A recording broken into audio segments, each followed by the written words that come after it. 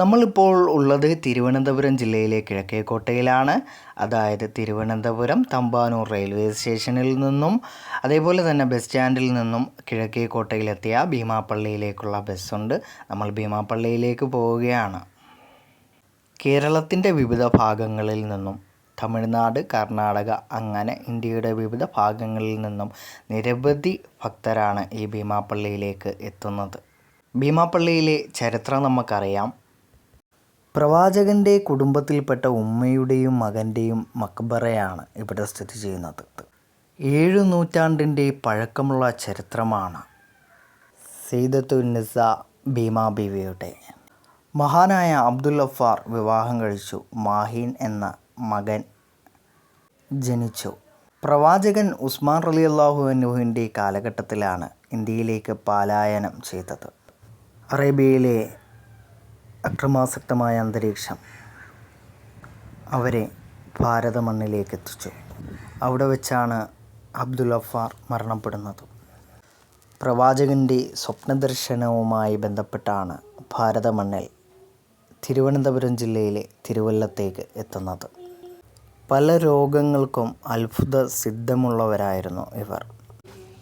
ഇവിടെ നിന്ന് തൊട്ടടുത്തുള്ള തിരുവനന്തപുരം വിമാനത്താവളത്തിലേക്ക് ഫ്ലൈറ്റ് പോകുന്നത് നമുക്ക് കാണാൻ സാധിക്കും.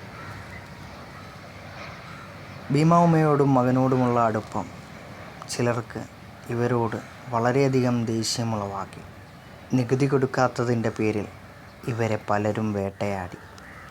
അങ്ങനെയിരിക്കെ മാഹീൻ അബൂബക്കർ ഔലിയ റളിയല്ലാഹു അൻഹു മക്കയിലേക്ക് ഹജ്ജിന് പോയി തിരിച്ചു വരുന്ന വഴി ഒരു കൂട്ടം പേർ കൊല്ലപ്പെടുത്തി. വളരെ വേദനയോടെ മരണവാർത്ത അറിഞ്ഞ ഭീമാ ഉമ്മ അധികകാലം ജീവിച്ചിരുന്നില്ല. ഇരുവരുടെയും ഖബർ ഒരുമിച്ചാണ് ഇവിടെ സ്ഥിതി ചെയ്യുന്നത്. ഇതിനടുത്ത് കല്ലടി ബാവ റളിയല്ലാഹു അൻഹുവിൻ്റെ ഒരു അത്ഭുത മക്ബറയും കാണാൻ സാധിക്കും. അത്ഭുത സിദ്ധനായിരുന്നു ആ മഹാൻ. ചരിത്രത്താളുകൾ പരിശോധിക്കുമ്പോൾ അത്ഭുത മരുന്ന് കിണറിൻ്റെ കഥ നമുക്ക് കാണാൻ സാധിക്കും.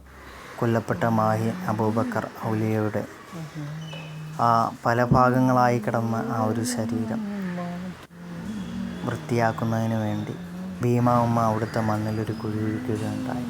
അങ്ങനെ അത്ഭുതം പോലെ കിട്ടിയ ആ മരുന്ന് കിണർ ഇന്നും അവിടെയുണ്ട്. അതേപോലെ ബാവ മെമ്മോറിയൽ മദ്രസയടക്കം തന്നെ ഈ വരുന്ന 22-ാം തീയതി മുതൽ 7-ാം തീയതി വരെ ഇവിടുത്തെ ആണ്ട് നേർച്ചയാണ്.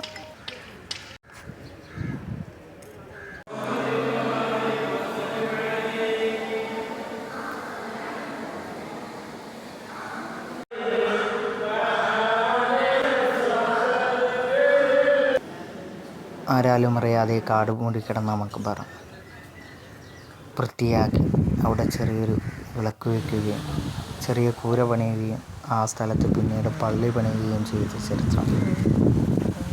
ചരിത്ര താളുകളിൽ നമുക്ക് കാണാൻ സാധിക്കും. അവിടുത്തെ ജനതയ്ക്ക് സ്വപ്ന ദർശനം നടത്തിയാണ് ആ മക്ബറ കൂടുതൽ ഉയർത്തിക്കെട്ടുകയും അവിടെ ഒരു പള്ളി വരികയും ചെയ്തത്. അതിനടുത്ത് വേറൊരു പള്ളിയും ബീച്ചും നമുക്ക് കാണാൻ സാധിക്കും. സുനാമി വന്നപ്പോൾ കടൽ പോയ കുറേ ഭാഗങ്ങളും